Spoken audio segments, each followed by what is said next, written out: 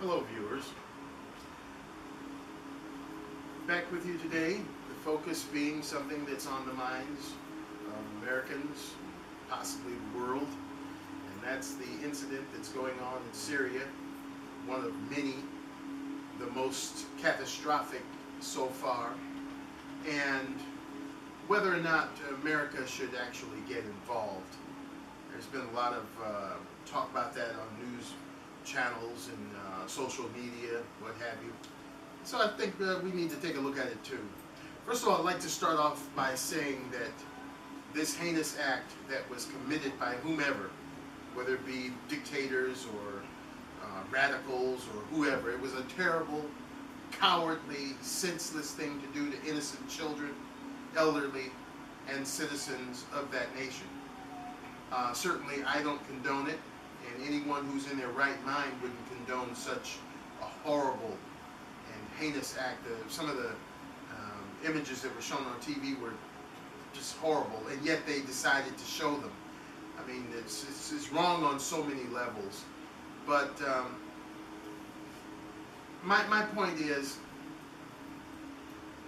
why is it that this country sees fit to stick its nose in everybody's business, even if it isn't wanted or warranted? And there have been some reports coming out of Syria that some Syrians, now be they the radicals themselves or the military people or just ordinary citizens, don't want United States intervention. They've made that clear. We don't want your help. We can take care of this ourselves. But yet, our idiot politicians go headlong into sticking their nose where it doesn't belong. Sort of is reminiscent of the time when Mr. George Bush was in office. Yeah, he wanted to get Saddam Hussein back for kind of, snirking his father and making him look kind of inept and making our soldiers, look like they came up with the short end of the stick. He wanted to go over there and get him back. That's why he got into office. I don't think the man really cared about being president. It was like payback. James Brown, big payback. Revenge for making his father look kind of, If he had presented his case to the American people truthfully, we probably would have said, yeah, Georgie, go get Saddam Hussein. Put him in a box. But he didn't. He went over there talking about weapons of mass destruction, where there weren't really any weapons of mass destruction. Too itchy on the trigger finger. The same with this character that's supposed to be a president now. He's not waiting for the UN's findings. He knows. What is he, clairvoyant? Well, it's a funny thing, he hasn't been clairvoyant about how to get jobs going and how to get this country up off its knees. But yet when it comes to spending money to do something in another nation, oh, he's Sylvia Brown. He's Mr. Clairvoyant. Okay. That being said, yes, it's a terrible, heinous, horrible, whichever descriptive passage you wish to use, thing that has happened to those innocent people over there. But the operative word is over there. It's in their country. It's their business. They should be able to handle it in a way they see fit. It's not our concern. Of course we have empathy for the people, and we have sorrow and passionate disdain for what has happened, but it's not our fight. And that has been the problem with this country. The reason it's in such deep crapola is because we've spent far too many dollars, far too many human lives, taking care of business that's not our own. And speaking of the business that is our own, it's gone to the dogs. We've had cities going bankrupt. We've had companies shut their doors. We've had, and still have, a nation of people on the streets hungry. We've got working poor that aren't on the streets, but they're still homeless, inasmuch as they don't have a home of their own. They live with parents or friends or relatives or what have you. Why isn't something being done about that? Why isn't the focus with such intensity, such tenacity, focused on that? No, we're trying to start up another war, haven't totally finished finish the ones that we've been in for 14, 15 years, to go headlong into another one. That's not our business. I don't see China chomping at the bit at this. They're superpower. They got plenty of money. Of course they do, because everything we buy over here is made over there. So yeah, they have plenty of money. Mr. Putin, I notice he's not Putin that loud about getting into a war with these people. Number one, he's a friend to them.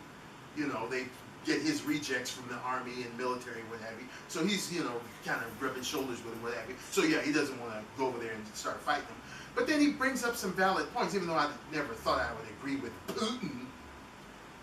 But, okay, suppose you go over there and you don't have your stuff in order, and you attack these radicals or whoever is doing this. Suppose you get them a little bit. Okay, fine. But in as much as they don't want United States intervention, what's to say that they won't bomb one of those installations themselves, let go the gas or the chemicals and kill up 1 billion of their own kind and put it on the United States? And since the United States or the idiots that run it were so gung-ho to go over there, you're going to look pretty stupid. And then, you know, respect for the United States is already at an all-time low because of the blunders that have been, you know, made. So, I mean, why buy trouble? Let those people figure out their own problems. They created their problems. Let them solve them. If we had created their problems, yeah, we might be honor-bound to go over there and try to straighten out. We had nothing to do with this. We didn't try to blow them away with AK-47 and MAC-10s and what have you. We didn't, after that wasn't satisfactory enough, try to blow them up with car bombs and Molotov cocktails and pipe bombs and all that stuff. And then in the ultimate sadistic act, we did not let go of that gas or those chemicals to kill up all those hundreds of people, possibly thousands. They did it, so let them handle it. You got enough problems over here, Mr. President. Or have you forgot that? And all of those ships and possible planes and bombs and what have you, not to mention men and women that could lose their lives, costing us billions of dollars that could be spent here. Stop letting your finger be so damn itchy. Let those people mind their own business. And have you thought of this? Everything in the world that's over there is now over here, because of our idiotic supposed immigration laws. The folks with 9/11, they didn't come over here just within the twinkling of an eye. They were already here. It doesn't take 2 days to learn how to fly a Boeing 757 or 767. You don't learn how to drive in a Lamborghini Aventador. You take a Prius or a Corolla or something, and you learn how to drive. Well, they did that too. They started out in Cessna 150s, and then they graduated up the chain until they got to those heavy jets that they used to wreak havoc on the Twin Towers and other structures. Same thing applies here. You got these idiotic militants and these deviants and these crazies. Not saying anything against the wonderful people of Syria, but you got some nuts over there, obviously. Saying people wouldn't let go gas on people. What's to say they're not over here? Because you don't watch your damn borders. So they're over here. All it takes is an email or a telephone call, and they're letting go some gas or something over here. Because what you're planning to do is you're just going over there to stir the pot. You're not going over there to cut the damn head off the bastard and take him out.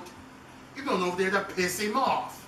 Because if you don't adequately get rid of him and exterminate the person or persons that are doing this, you're going to end up pissing them off. And then that's going to make us have to pay for it, just like innocent lives in 9/11. Because you couldn't keep your nose in your own business. Weren't you, not, as a United States, were we not friends with Osama bin Laden before we pissed him off by telling him how to run his own damn business? Everybody doesn't want democracy. Everybody doesn't want our way of life. They're used to their own way of life. You're constantly talking about peace in the Middle East. Them people have been fighting over there for years, centuries. Maybe they like it. I don't know. I don't live over there. But you're not going to solve it. Keep your nose in your own business and solve your own problems. And let them solve theirs.